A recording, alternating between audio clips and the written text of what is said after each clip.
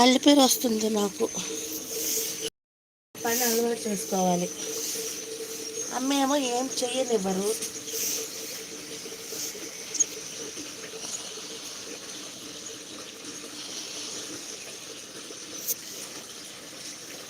ఖుషి వెళ్ళాడా?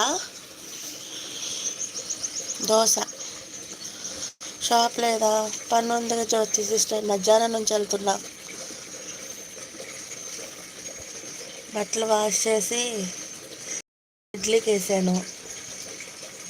9:30 ఆ టైంలో వచ్చి మిక్సీ వేసి పిండి కలిపి పెట్టుకున్నాను. పిండి కలిపిన తర్వాత మళ్ళీ అన్నం కూర వండి అమ్మకి పెట్టి పొద్దున్న మళ్ళీ ఇడ్లీ వేసి టీ పెట్టించి